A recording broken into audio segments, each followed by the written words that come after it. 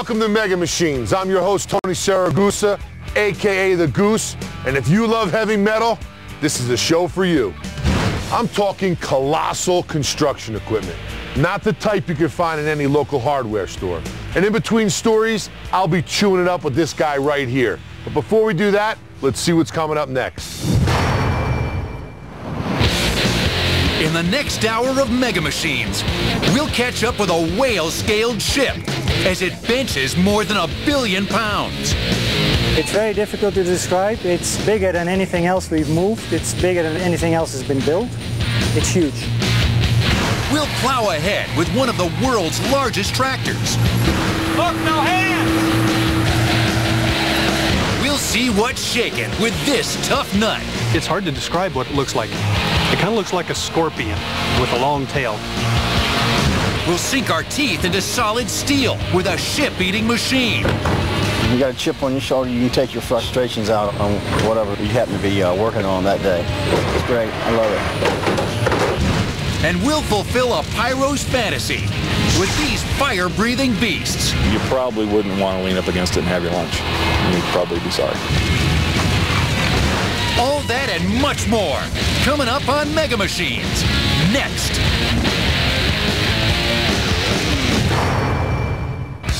What's this?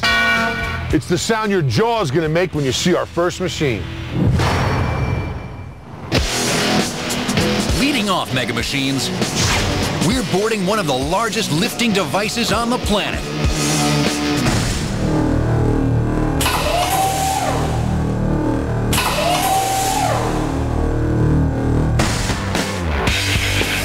Used to lift and transport some of the heaviest man-made objects on Earth.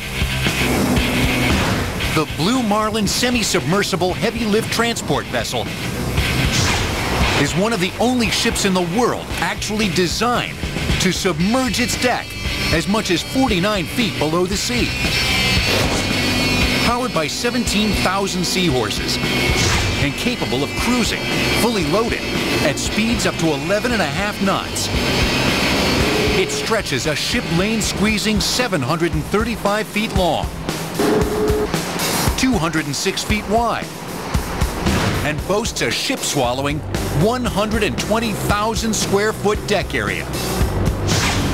Big enough to shoulder vessels weighing as much as 78,000 tons. As for the competition, there isn't any. This is it.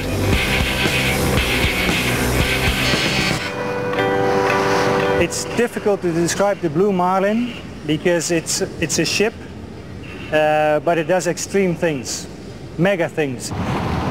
We move enormous structures. Not a lot of things are built in the place that they're actually going to be used in. And if you think of that in a very, very big scale, that's when you should think of the Blue Marlin. If the Blue Marlin looks familiar, that's for a good reason.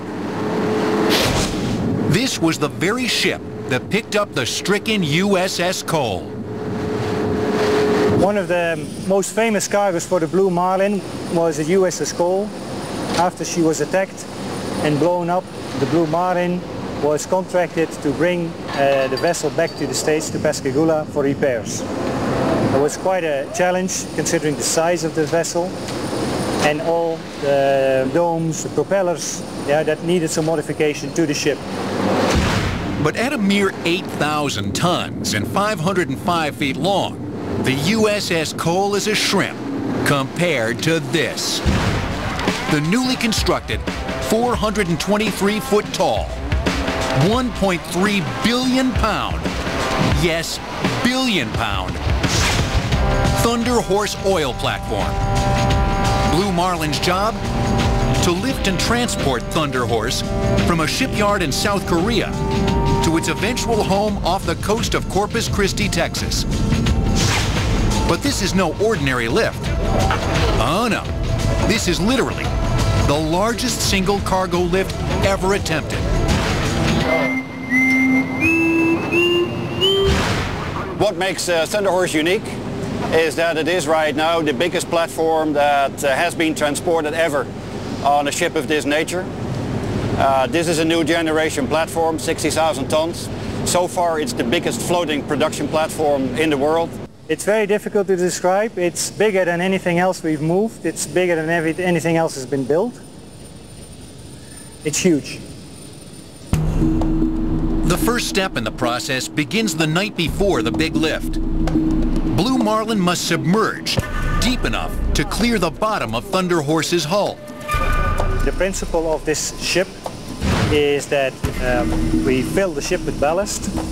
So the main deck, as you can see, gets into the water with enough water over the main deck that we can load a floating cargo, in this case, over it. Once the Blue Marlin reaches the desired depth and daylight arrives, it uses massive ropes, winches, and a fleet of 4 tugs to begin to corral Thunder Horse.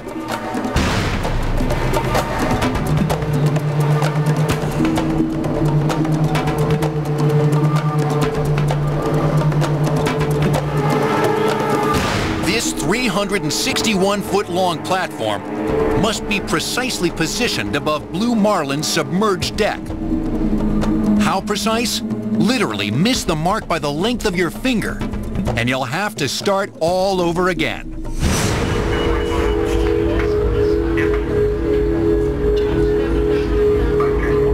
I think that if you look at the start of a project like this, many things could go wrong. The way these things are stabilized, the type of vessel used for this type of cargo. There's a lot of things that in the end, by simple inexperience or complacency, could go wrong in a transportation like this. One of the critical factors during a loading is you need good communication. You've seen how close the cargo is to the forward end of the ship, and at the stern it's pretty much the same thing. You don't want to run into the ship because you may sink. So you need very tight control of tugboats, of winches, of people involved. And if everybody does their part, then this is the result.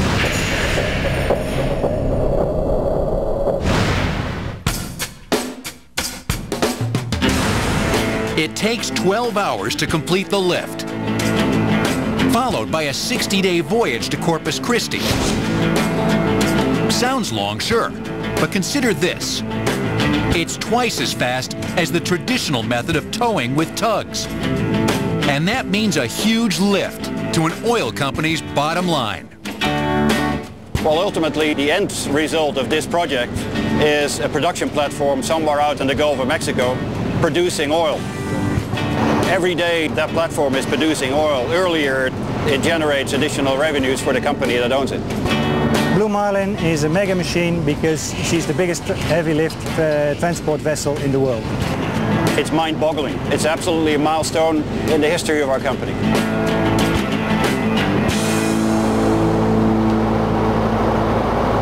I'm the Goose, and you're tuned to Mega Machines. I'm here with Hal Hayes from Hal Hayes Construction. Welcome to Mega Machines, Hal. Good to see you again, Tony. Thanks. What'd you bring us here today? Today we have a CAT 322 excavator with a hydraulic thumb. That's what this thing is right here? Yep. What do you use that for up here? Well, we have a lot of forest fires, and after the forest fires, we go in and restore the fire lines. We'll go in and decompact the soil, put the vegetation back in, remove the stumps, put the water control features in, and make it look like nobody was ever there. So you use this thing for a lot of different things? Lots of things. We can't do a job without one now. Let's get a closer look. Hal, this thing looks like a giant T-Rex from up there. That's a pretty long reach. How long is that? That's about 25 feet. And what do you need such a long reach for? Well, after the fires, we'll go down the fire lines and we'll reach out and get the vegetation that we've pushed out and bring it back into the fire line to do the restoration. Hal, this just doesn't look like an ordinary thumb here. Is this something special? This is what we call a progressive thumb. A progressive thumb. What does that mean? It means it has the ability to follow the bucket. As the bucket curls outward, it follows the bucket. So it can actually go out and reach out and grab something and crush it with these serrated edges that it has.